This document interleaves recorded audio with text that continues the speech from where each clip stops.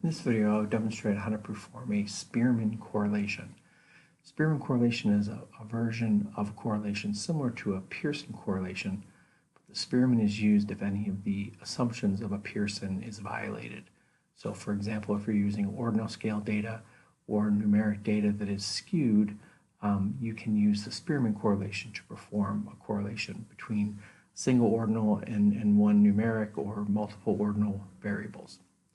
So the data we're working with here is we want to try and correlate score on a science exam, which is a numeric variable that's normally distributed, and the Likert scale measurement of the satisfaction within the course. So it's an ordinal scale situation where you're very satisfied, satisfied, neutral, unsatisfied, very unsatisfied. And so we want to correlate how someone rates their satisfaction in the course with their score in the course to see if those two things are correlated. So in order to do that, we're going to go to the Analyses menu.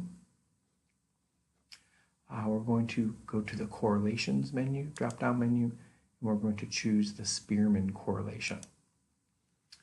So what we want to do here is add our two variables. So we're looking at science scores, and typical Likert 1 is the name of the satisfaction scale. So once we've chosen those two variables, we're going to go ahead and click Confirm, and then click Calculate.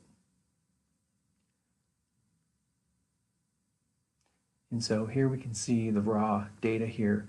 And so here's our correlation matrix in the first table. We've got our science scores and the Likert value. We can see here the R value for these two scores. The strength of the relationship is 0.07, which would be considered a weak correlation. And if we look here in the results table, again, we see the R value.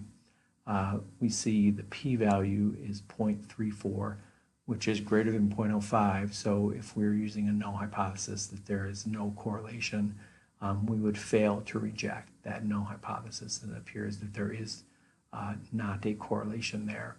And we can see the confidence interval range for that particular correlation.